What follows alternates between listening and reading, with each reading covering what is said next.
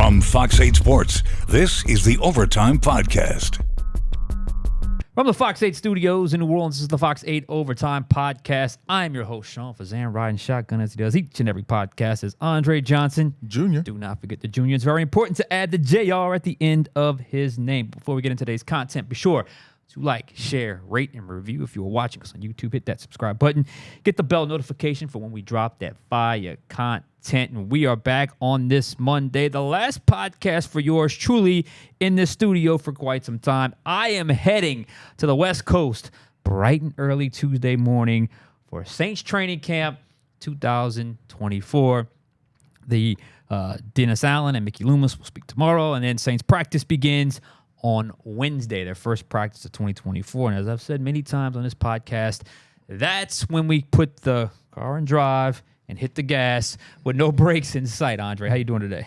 Doing good, man. You know, my Nola Gold couldn't pull it off last night. I saw that, man. Tragedy, but you know what? Now we can all focus in on Saints season. You know, the Saints going to the West Coast. The first time they'll be on the road since 2016. And that is where I wanted to start with the big picture. Where else will we go for the big picture other than Saints training camp 2024? But we're really going to stay big picture, not getting to individual storylines with our big picture today. And that is the Saints training camp 2024 being at a different location. Right. You know, the Saints going to California. And Sean, you've been on the road with the Saints before. They went to Jackson, Mississippi from 2006 to 2008. They were at the Greenbrier in West Virginia from 2014 to 2016.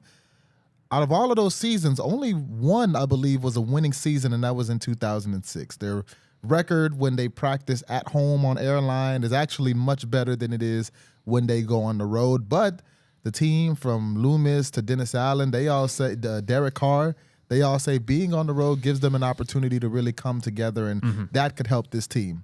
Are you buying that? All right. So, I wanted to go here because, and we're not talking about the joint practices where we spent a week in Green Bay or a week at the joint practices with the Chargers. I remember a couple in 2011. We spent the week or a few days out in Oxnard, California. I'm not talking about that. Talking about spending an entire training camp away from the team facility. So, we're off to California, as we mentioned, for Saints training camp 2024. And as you said, we've heard it already, and I guarantee you we're going to hear it a lot over the next couple of days, is how much coaches like getting a team away, hunkered down for an extended period of time, eliminate distractions, focus on football, and come together and bond as a group. We've heard it before. We will hear it again, I promise you, over the next couple of days, especially at the start of this new training camp. It's all very true. It's all true. You do get away. You do eliminate distractions. You really don't have any choice but to come together as a group or bond as a group because you're the only ones you're around. You don't have a whole lot of free time other than that to get away with any sort of free time with people outside of the organization. You have moments here and there, but for the most part, the majority of your time is spent with your guys at all times. And yes, you do feel a sense of camaraderie and all that stuff. That's great.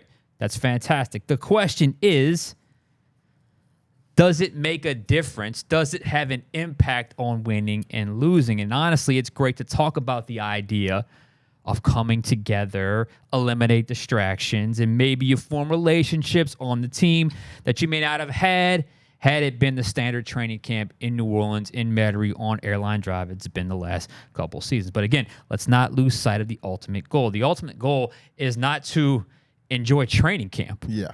It's not to get away for training camp. The ultimate goal, this is a piece of the puzzle, but the ultimate goal is to win because this team has to win in 2024. And given the circumstances and the vibe around the organization and a little bit of the staleness of the organization, I can understand why optically it makes sense to get away for that reason. But like I said, let's not lose sight of the goal. The goal is to win this season. And the hard truth of the matter is, you alluded to it, there is simply no consistent evidence that shows a direct correlation between going far away from camp or for camp and actually winning that season. As you said, frankly, more often than not, that's not the case, especially with this organization going back to 2006 to 2008. We know 2006, 2008, they were in Jackson, Mississippi. 06 was fantastic, caught us all by surprise.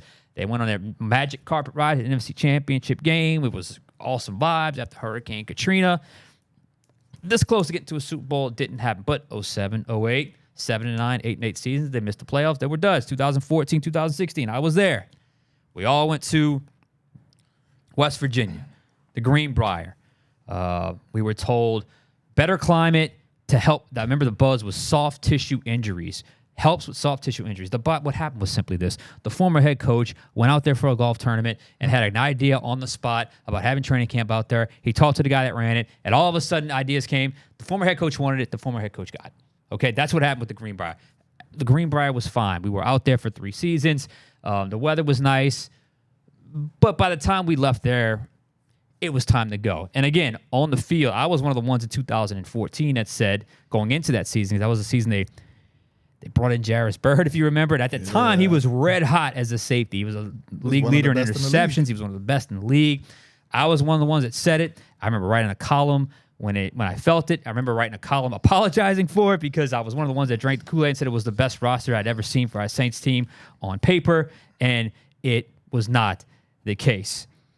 It was a disaster of a season. In fact, it not only was not the best roster we'd ever seen, they let so many good seeds go, and they let so many bad seeds in. That was the start of the purge from 2015, 2016, and 2014, 15, and 16 that led to 3 straight 7 and 9 seasons. They had to purge the roster, get into some good draft classes to ultimately 2017. They got some success, that last little era of success that they had. On the flip side, like you said, their best seasons, think about it, other than 06, 09, 11, 17, 18, 19, training camp, all held right here in New Orleans. So what's the point I'm getting to? I think you understand the point I'm getting to, and it's simply this. Put me firmly in the camp. I've been doing this way too long. Put me firmly in the camp of the location of training camp is irrelevant. It really is irrelevant. It all depends on how good or bad the team actually is. If this team is successful, it will be because the roster and the coaching staff made it so, not going away to camp. If they are not successful, it will be because the roster and the coaching staff made it so, not the location of camp. So while it will be a nice storyline and we'll probably run the sound bites, and I have no doubt we're going to hear quite a bit of coming together, no distractions, blah, blah, blah. That's great to talk about, and in the moment, it's accurate. I don't want to downplay, because in the moment, it is accurate. But long term, the location of training camp really has no impact on wins and losses. I agree. I mean, the numbers don't lie, as they say. Since 2006, when the Saints go away on the road for training camp, they're 46-50. Mm-hmm. That's about 45% win percentage. At home, over there on the airline drive, they are 129-66, almost 70% win percentage since 2006 when they stay home. Now, like you said, I believe it. I mean, if you've ever been a part of any sports team, group, extracurricular, whatever, if you and your squad gets together and you go on the road, you will most likely come back closer. You will be better friends. You will build chemistry. The guys are going to like each other. All of that. But the goal at the end of the day is to play till February. It's to win a championship. To win a championship, you got to get wins to get there. And when you look at the numbers, when you look at, I mean, since 2006, that's almost 20 years, nearly 2 decades of evidence. Going on the road for training camp does not help you get more wins. I mean, that's just the fact of it. They've gotten more wins here.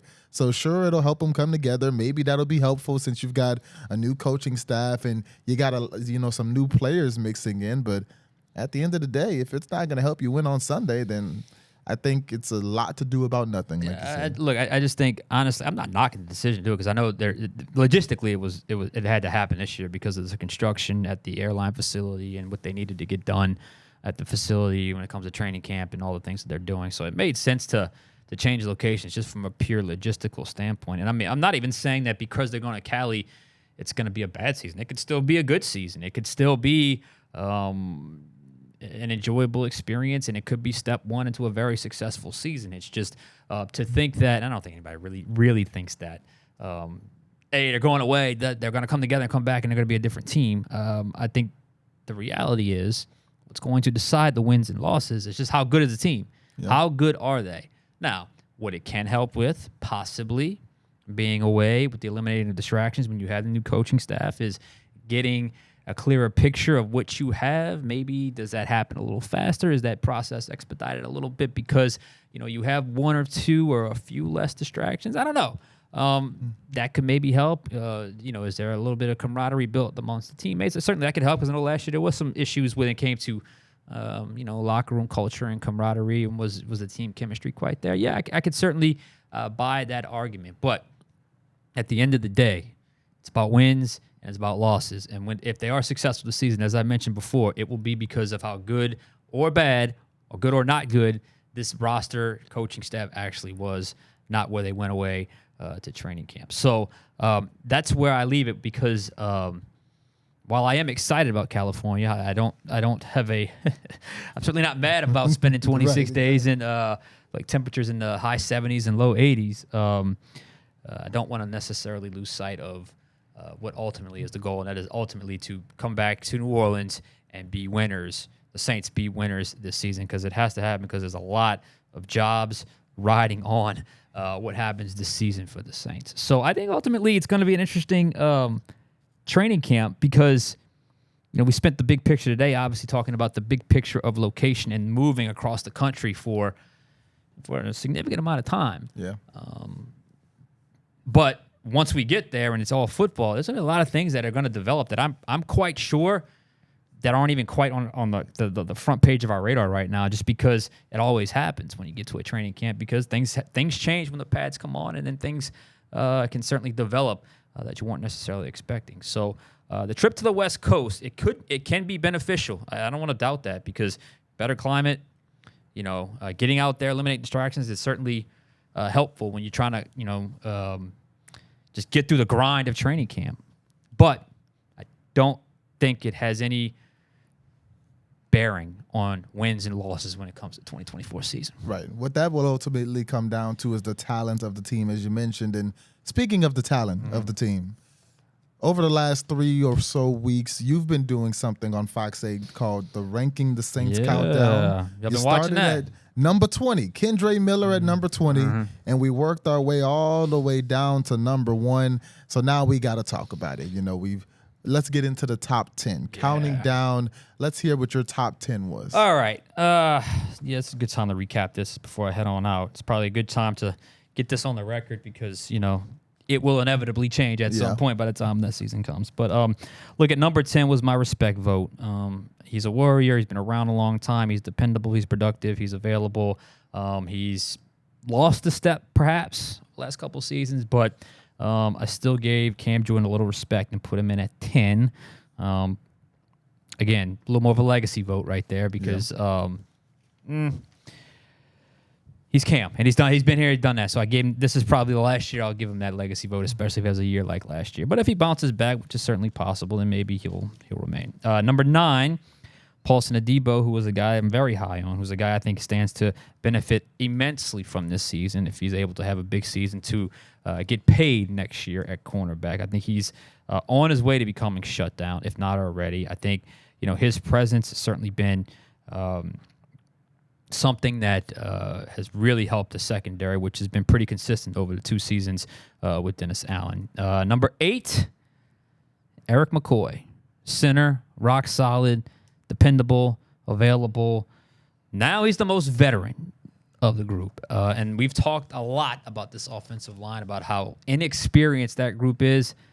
I think Eric McCoy is going to be one of the key players, not just on the offensive line, but maybe on the entire offense and probably the entire team this season. I would argue Eric McCoy is probably one of the most important players on the team, just because you're going to have so much youth around him. I mean, you've got a first and second and a third-year player right now. If we go by the early off-season workouts, that's who's going to surround Eric McCoy. But Eric McCoy does play center.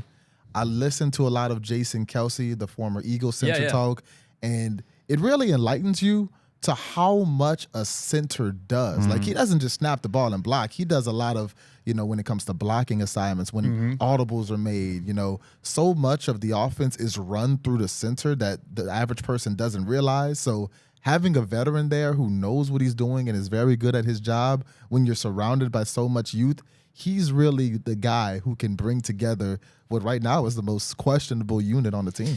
I mean, that unit makes or breaks the season. I'm just going to be honest. Like, if that group is average to below average this season, it's going to be a terrible season. Like, if they've got to be at least an above average line this year to have a chance, because I don't see how anything else comes together if that doesn't. So, Eric McCoy at number 8. Number seven, Taysom Hill.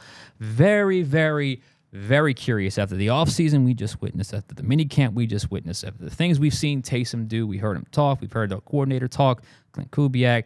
I am so curious what other ideas they have in store for Taysom Hill. We have said many times on the show just how often Taysom Hill in certain games hasn't just been good, but kind of the savior. Because, you know, there are games last year where it's like the offense was running up against the wall. Nothing worked. And all of a sudden, all right, let's put Taysom in, let him run a QB draw, let him run a QB power, and it kind of breaks open, and all of a sudden it rejuvenates and sort of revives the offense, and they're able to kind of galvanized enough to get to victory. So I think I'm just so curious what they do with Taysom Hill this year. Is it same amount of quarterback snaps? Is it more offensive snaps but in different positions? Running back, fullback, tight end, H-back, quarterback. I am so curious to see what they do with Taysom this year. Definitely, because Taysom we know what he does when he lines up at quarterback, but when you watch back some of his games from last year, he made a lot of big plays at tight end and receiver. He had a big catch against Atlanta near the sideline. Like, Taysom's still a strong guy who can go up and outpower a lot of defensive backs in the NFL. So I'm interested to see how they're going to use him. I would expect that they would use him a little less at quarterback, because I do think that is hard on Derek Carr just from a rhythm and mental standpoint. But, I mean, he's the most versatile player in the entire NFL, and I'm really ready to see what ways this new creative play caller can take advantage of. It sounds weird, but I'm really curious to see him at fullback. Like, that's really because this offense uses the fullback so much. We use check. All right, number 6, Tyrann Mathieu. I think he's quietly been very good for the Saints, and I think he's been a ball hawk. He's been a leader. He's been durable. He's been a guy that I think the team leans on. I think there was a couple instances last year where I remember we talked to him. It might have been the Tampa game, where he stood up a couple times and kind of gave the speech in front of the locker room, in front of the team. Not the first time he's done it throughout his career, even before he got here. And obviously we know the stuff he's done in Louisiana is the stuff of legend. So he's in kind of the last stages of his career, but I think he's playing as good a ball as any. I think the question is who plays alongside of him. That's going to be one of our battles that you'll see over the next couple weeks and days and months at training camp and into the preseason and regular season. But Tyrann Mathieu, I don't have any problem putting him at number 6 right now. I mean, he had 4 interceptions last year. That tied for the team lead in interceptions with Paulson Adebo, and he just brings consistency. He does. And there's something to be said for a highly intelligent veteran who can bring consistency to a secondary that has a lot of young players. You had Jordan Howden as a rookie last year. You got Paulson Adebo and Alante Taylor, who were both going into their second seasons last year. Mm-hmm.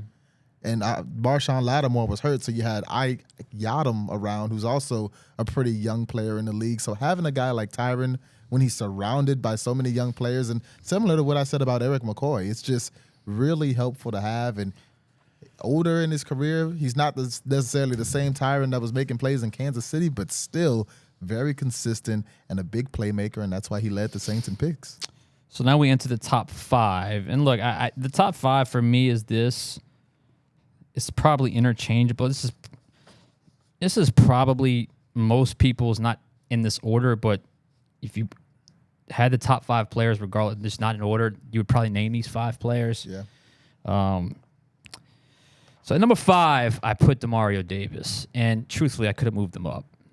He's a little older at linebacker, but he's been incredibly productive, incredibly consistent, incredibly durable. You talk about leader, heart and soul. I mean, he's the guy. And it kind of feels like just kind of reading between the lines and some of the things you've listened to and heard just from both players. And it was that event they had in the offseason this year. Kind of felt like he was Derek Carr's lifeline a little bit. Like, if things got hard, he was there for Derek Carr, and it kind of helped manage some murky situations last year. And I think that shows an incredible amount of leadership. I know they had that night of worship where DeMario and Derek both put that on, and both those guys are incredible speakers. And I think they have a shared bond with obviously their faith, and I think that's kind of what they've leaned on. But this guy's been productive. I mean, and I don't see any signs of him slowing down. And Saints better think they're lucky stars, because, I mean, where would they be without this level of consistency and production and durability at this position with DeMario Davis? I mean, other than Drew Brees, you could make a case DeMario Davis is the second best free agent signing in Saints history. Oh, easily. And when I made this list about 2 weeks ago, I put DeMario Davis number 2. Yeah. Just because he is game in, game out your best player on defense. There's no conversation who the number 1 player on defense is. It's DeMario Davis. I guess you could argue Marshawn Lattimore, but he's been injured the last couple years. So DeMario Davis, who played 17 games last year, has been your best defender. He's coming off a career season when it comes to total tackles, where he just had a career high. Unbelievable. Yeah. Second on the team in sacks from the middle linebacker position. Forget with how 6.5. well he rushes the passer. Yeah, blitzes. He is everywhere when it comes to run stuffing, putting pressure on the passer, making plays in the passing game. Like, DeMario Davis is everything in the middle of that defense, and he makes it all work, in my opinion. Moving on to number 4. Again, there are going to be some that probably put this player number 1, and I honestly don't have an argument against it. This is just my personal preference. Chris Olave. Yeah. Chris Olave, it felt like it was a bumpy season for him last year at some point, but it felt like for whatever issue he was dealing with earlier in the season, him and Derek Carr patched up and figured it out by the end of the year. He was very productive. He got better run after catch. He's going to have to stay with that in this offense. He's a guy that was productive in the offseason practices that we were able to see. He's going to have to assume the role of wide receiver 1, although to listen to Derek Carr talk, it kind of felt like he had kind of emerged as that last year. So I don't think that's going to be as huge of a leap, as huge of a jump, because let's be honest, if you're a defense last year facing the Saints, an opposing secondary, especially after Week 9 when Michael Thomas went down, I mean, who are you putting most of your attention on? It's probably going to be Chris Olave. Definitely. So I think it's something he's probably had a little more experience in than perhaps we even gave him credit for. And he's kind of done this. He's not a vocal guy. He's readily admitted that. It's a new offense, sure. But I'm very curious to see how Chris Olave does in this offense, and can he have an impact like some of those 49ers receivers have had in the NFL, because they're all run-after-catch guys. And obviously it's something that this offense likes and wants to feature. So Chris Olave is my number 4 ranked player. And you mentioned the top 5. We all know who the top 5 is. The question is the order. Just kind of the order, But in that top 5, I think Chris Olave kind of has the highest ceiling right now, because everyone who you're going to name, you think that they're already at their peak, or they've reached their peak in the league. Even in the top 10 outside of Paulson and Debo, everybody's kind of seen that peak of their career. Chris Olave is still rising, and he's rising fast, and that's what I want to see him prove this season. We talked a few podcasts ago about people who have something to prove. I want to see Chris Olave jump into the wide receiver 1 ranks of the CeeDee Lambs, the Tyreek Hills, the Justin Jeffersons, what Brandon Ayuk was able to do last year. Devontae Evans, Amon-Ra St. Brown, what he did a couple years ago, and he just got paid. So that's really where I would like to see Chris Olave reach this year. Yeah, it'd be nice to not just kind of emerge as a Saints wide receiver 1, but maybe get some love around the NFL, Chris Olave. All right, number 3. I have Marshawn Lattimore, and this is probably the last year I'm going to rank him this high. If he has another injury-riddled season, I'm gonna have to drop him down. But he's still the team's best corner. He's still a difference maker when he's on the field. He's still a guy that when he's available has been able to be a playmaker and be a guy you can trust to lock down one side of the field and opposing wide receiver 1. I know at times he'll have some mental lapses, and sometimes he's got that sort of energy where it's like, is his pulse still kind of going, because he kind of got that flatline heart rate, so to speak. But I don't think there's any denying he's one of the best in the league. He knows that. I think the Saints understand that and respect that. And I know there's been all that talk about trading and this and that. He's here. He was at minicamp. He spoke. He was fairly open about it, at least in terms, Marshawn is just kind of, he stayed true to his personality. So with Marshawn Lattimore here and healthy right now and him on the field, I think he makes the Saints better, and I got him at number 3 for the Saints. I agree. When healthy, he's a top-tier corner in the NFL, and if he can stay healthy, the Saints secondary is one of the best in the entire league. Between him, Tyron, you've got Paulson Adebo, who had a really good season last year, Alante Taylor, Kool-Aid McKinstry, and then you just got to figure out who you're playing at strong safety. But the secondary is, if Marshawn Lattimore is around, easily the strongest unit on the team. Oh, no doubt about it. And if you got everybody healthy, you got yourself a pretty formidable group in that defensive backfield. All right, number 2. So you can do the process of elimination here. Who the top 2 players are. All right, number 2, I have Derek Carr. Okay. Some may have him at 1, some may have him further down. I have been pretty consistent in my opinion of Derek Carr. I think he was exactly the player he pretty much has always been throughout his career. Last year with the Saints, which is good, not great, but not bad or average. I thought he was in that good, above average to good range last year. And that's pretty much where he's been his entire career. I don't think he was nearly as bad as some of the unhinged criticism that he got a season ago, some of the unhinged stuff that, people commented on this YouTube page and this podcast here about. I understand he wasn't everyone's cup of tea because of some blow-ups with some players, and it just felt like maybe there was some moments in press conferences that he didn't necessarily come across the way that the fan base expected him across, whatever the case may be.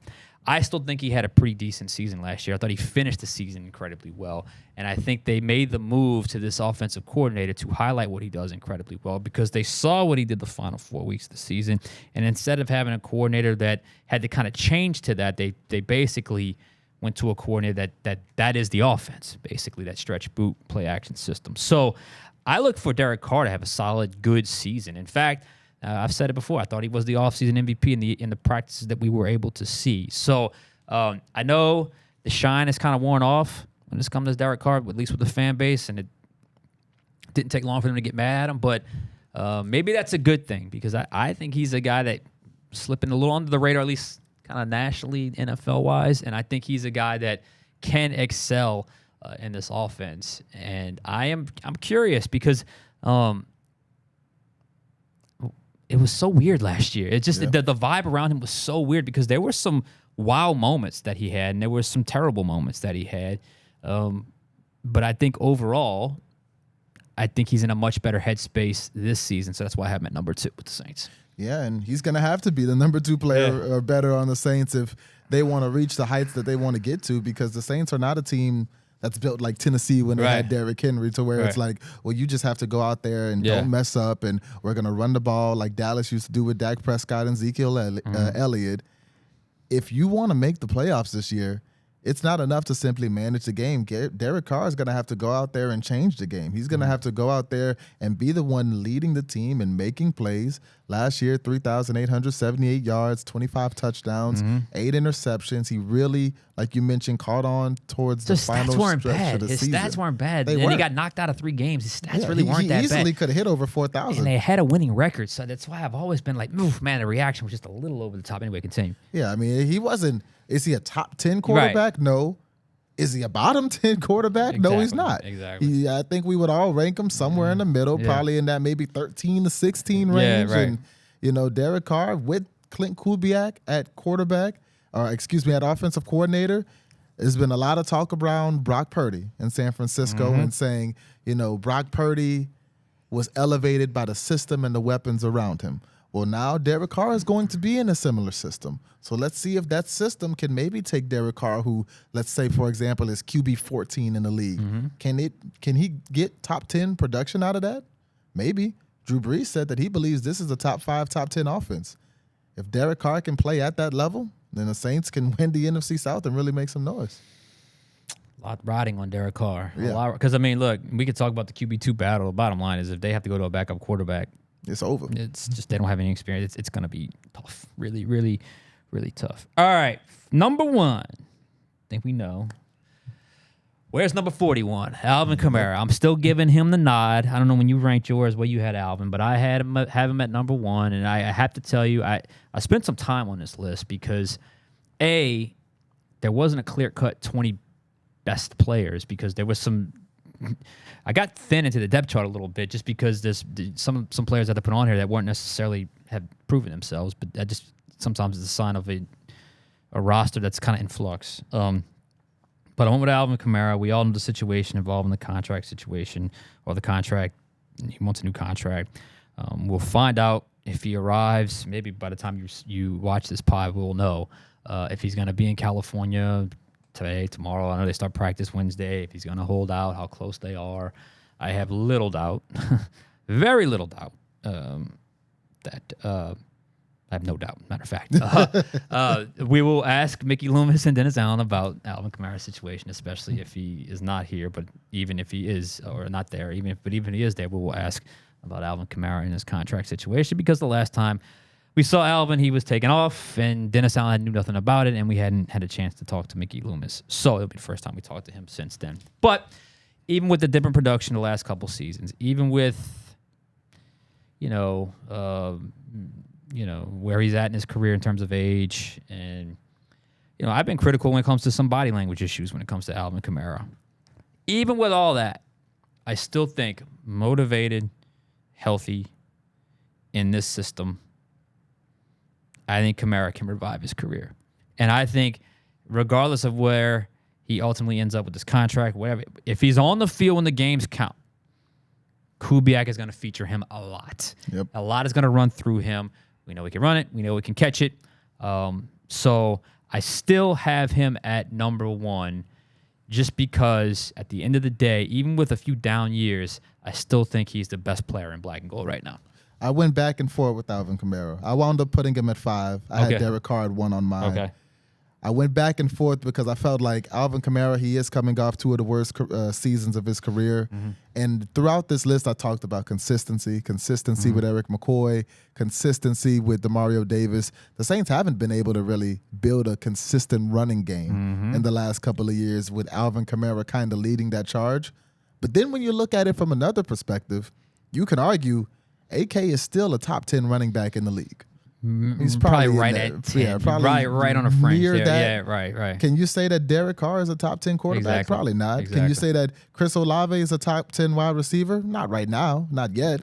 So relative to his position, you could argue he is higher relative mm-hmm. to the other backs at his position than some of the other guys in the top 5. So you could certainly rank him higher based off of that. But AK just coming off these 2 seasons, that made me drop him a little lower. I put him at 5, but he's got a lot to prove. I almost did too. I almost did too. In fact, I think the first version, he wasn't my number 1 guy, but then I kind of reorganized it, reshuffled him, and I settled in on him at number 1.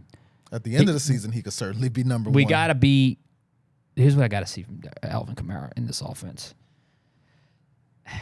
I got to see the big runs. The big runs have disappeared. I'm talking about 15, 20 plus. I think they only had 4 runs of over 20 yards last year. I got to see more of that. He's got to make some people miss one-on-one. That was not just offensive line, bad offense, bad matchup last year. That was a guy that looked like at times he wasn't quite the same player. Cannot be revived based off a new scheme and new infusion of life in the offense. That has to happen too. I want to see more. And this is not necessarily on him. They got to call this play for it to happen. I want to see a little bit more downfield in the passing game with him. Like early in his career, he ran that wheel route as good as anybody. I mean, I remember that 2018 game against Philadelphia on that 4th and short. He ran a go route, caught it over Malcolm Jenkins. Malcolm Jenkins gave the Saints sideline the middle finger. So I want to see a little bit more dynamic from him, both running and passing. Some of that the coordinator has to get out of him, and some of that I think is on him. So hopefully he's whatever they got to work out, it's handled, because I do think they're going to need Alvin Kamara in 2024. Definitely. And we talked about leverage for both sides. I think we can agree and look at it now that Alvin Kamara at his age doesn't have much leverage. And as it goes on, right. Yeah. Go ahead, I'm sorry. The Saints aren't built to win without Alvin Kamara. A lot of the equation when you bring Kubiak in and you think about how this offense will run underneath him is with Alvin Kamara at the helm. Yeah. Jamal Williams, I like Jamal a lot. Yeah. He did not necessarily do much in the brief stint that he had as the starting running back last season when Kamara was suspended. And Kendre Miller, there's just so much uncertainty around him. He had his big moments last year, a big run against Atlanta, a big catch against the Patriots, but he hasn't had enough consistent playing time to talk about potentially giving him 15 to 20 touches a game. So the Saints do need Alvin Kamara. So you're right. It would behoove both sides to figure this thing out in California. We'll know soon enough. Again, by the time you watch this, we may have already had an answer, at least an initial one. Not worried about a necessarily holdout being necessarily bad. If it stretches, then it could be a problem. But it is important to remember, Alvin Kamara is under contract for the New Orleans Saints in 2024. Not just under contract to be top 3 or 4 running back paid in 2024 in terms of his actual salary he's about to get paid. So it'll be interesting to see how that card gets played and how ultimately it plays itself out. It's training camp and into the regular season. All right, so that'll do it for me. Next time you see me, I'll be on somewhere in California, either at the Saints facility at UC Irvine or maybe somewhere in Newport Beach to do some live shots, whatever the case may be. I'm headed to the West Coast. You and I are going to still do this pod, but working out some logistics now in terms of the next one. We'll have up. But remember, practice to start on Wednesday. And once they start Wednesday, I know everyone's going to want updates. We'll have as many updates as possible, not just with the podcast, but on our shows at 4, 5, 9, and 10. We have a game plan at 10:30 on Wednesday. Overtime on Tuesday. Game plan on Wednesday. Final bet on Thursday. And then, of course, the podcast and final play Sunday night as well. So check out my blog, 5 Takes blog, what used to be called After Further Review on fox8live.com. So we're rocking, we're rolling. Football season is officially back, baby, and I'm excited. I'm ready for it now. I am too. You know, it's been about 5-6 weeks since we got to talk about the Saints at the end of OTAs and minicamp. Now we're gonna have Saints every day. I mean, and a lot of Saints every day. Doing the news, doing our sportscast every day. It sometimes gets difficult at this time of the year. Yes. But I promise you, we're not gonna walk in any more days and say, man, I wonder what we're talking about today. Well, no. There'll be a whole lot to talk about when it comes to black and gold. All right, anything else for us today? Nope, we're good. All right, he's Andre Johnson Jr. He's good. I'm good. I'm Sean Fazan, and we will catch you guys next time on Overtime.